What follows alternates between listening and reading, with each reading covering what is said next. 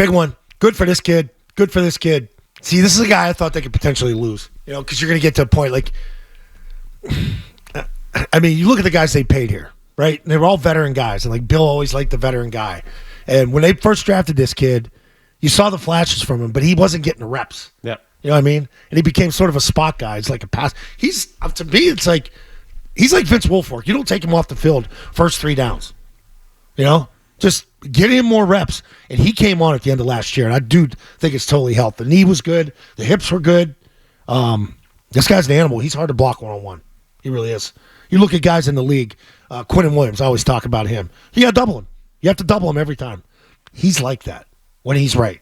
And I think he is right, and I think he's earned it. I think he learned to become a better pro, too. Sort of matured over the course of the last year, 2 to 3. So, well earned for him. And, man, another guy that they kept here. That's one thing here. Whether people like it or not, fans kind of don't like it because, we get the same. Yeah, these are good players they're signed back. When a guy's good and you draft him, you re-sign him. Another guy gets the second deal. That's pretty good. This is my favorite deal of the offseason for the Patriots. It's kind of mine, too. Yeah. Like, you look at this roster, there are some good players on it. I get it. Ultimately, I don't think there are a lot of, like, blue-chip studs on this roster.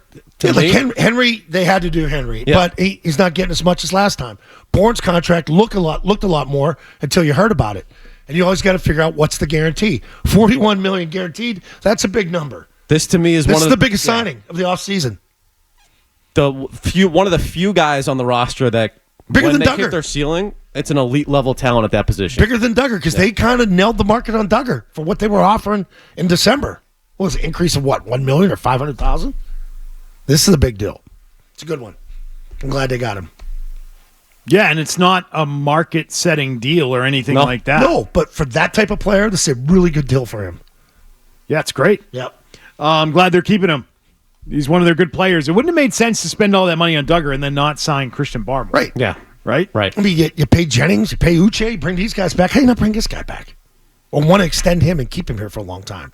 Like, that's how you build it, front to back. Duggar back in, you're going to have a high-priced corner in Gonzalez eventually, and then you get your front. One big guy in the front, one in the corner, and one in the back end. It was McCourty. They've had Rivas over the years, Butler. Talk about guys that have come in here. Bill has replaced really good at corner. This guy's a big one here up front, though. He's like Vince. Love it. Love the signing. Man, I'll tell you what. If they had wound up landing Ridley in this offseason, if they had actually landed that number 1 wide receiver. What if they get Debo? There's still stuff they can do. They have cap space. I think they still have $45 million in cap space. So you think with future year picks, they're going to do a deal like that? I think they're trying to. It's just, will teams entertain that now, And will players want to entertain it? That's the problem. They gotta make it a destination again. We talked about this at the start of free agency. When you lose out on guys, it's not really about the girlfriend. And I know you got the money or the wife doesn't want to live here. No, it's you got to overpay for some players to get him here. So go get that Debo guy. Well, let's hope that Javon Baker is able to do something, right? Because he's got all the swagger off the field, right? I was just going to say maybe just start selling guys on what it's like here because wherever he goes, it's electric, okay? Listen to this guy. People don't know this, but when Drake May was committed to Bama at first, we was always used to practice and throw around. So me and Drake May got a connection going on. So Drake May is probably really, I think, in my opinion, the best quarterback in this draft.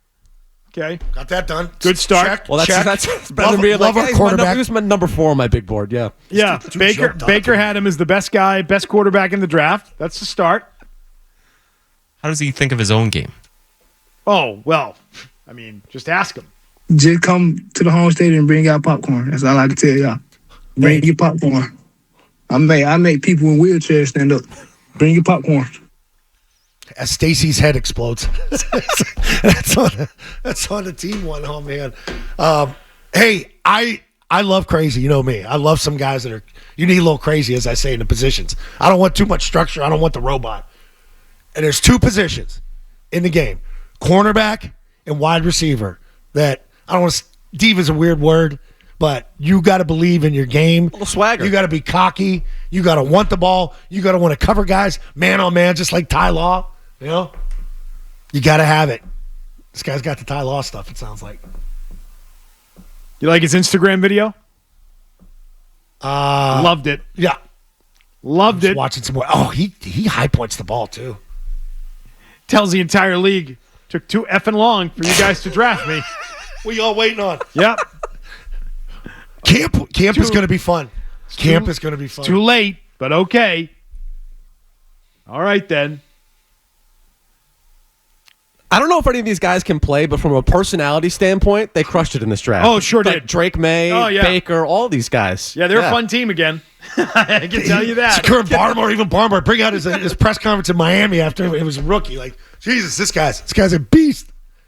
And, you kind of kid about that. He wasn't open air, huh? But that can help, to have a bunch of personalities on a team. Definitely. Yeah. Make it fun. Make it like you actually believe in yourself. You got confidence. And I'm not saying that that's a recipe for winning, but it is a recipe for creating a place where guys say, oh, maybe I can play there. Yeah. Seems like those guys have fun there.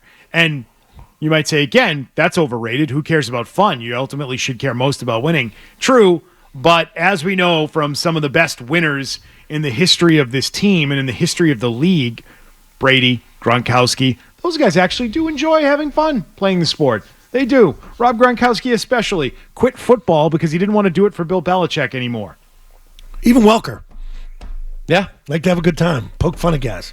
Joke around. Bill didn't like that. No, he didn't. And when you're one of the best teams in the league year in and year out, maybe you shouldn't care about fun too much. Yeah. But when you're not one of the best teams, you're one of the worst teams, and you're picking in the top 3, now might be the time to break out a little bit of the fun. Yeah, it's a tough sell. Yeah. I mean, because they're going to need to sell themselves to players all over again. And what's some of the highlights here? How the hell does he get open, wide-ass open, in about 6 of the plays in this reel? Like uncovered, busted coverage. And he's going to have a little tighter coverage in the next level. Yes, he is. Yeah. But he's telling you to bring your popcorn because he makes people in wheelchairs stand up. What a line. That's going to live on for a long time.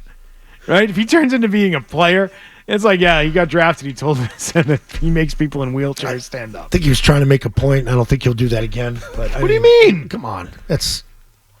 He won't use that one again. Why? Is that offensive? Well, I mean, I would think that, a little bit. A little bit to people in wheelchair. I wouldn't say that. I think there are people in wheelchairs that have a sense of humor and know that he's not trying to take a dig at them. Yeah. You just can't be Josh Boyce after a quote like that. You know what I mean? You can't flame. You gotta have a little something. Right. Hey, he believes in himself. He does. That's part of it. 80% of the game, man. Sure does. Jesus. A lot of confidence in this one. Yep. He's ready to prove everybody wrong that they waited too long to draft him. Had some real Amon-Ra St. Brown vibes on day one. That's good. Yeah. About all the guys that went ahead of him. I'll take that comparison. Not happy with that. Yeah. He's got good hands. I'll tell you that. Oh, it's talking trash after a touchdown. He catches the ball in his hands. You don't see anything get in the chest. Nothing. Like, that's what I watch. All Like, hands. okay, he goes after the ball with his fingers. Yeah, that's great. All right, so reaction to Barmore getting 4 years, $92 million, $41 million guaranteed. Patriots extend him this morning. Hey, if you like that clip, check out more videos from Zolak and Bertrand right here. For more Patriots analysis and opinion, hit this playlist. And for all the latest from the Sports Hub, download the app at 985thesportshub.com.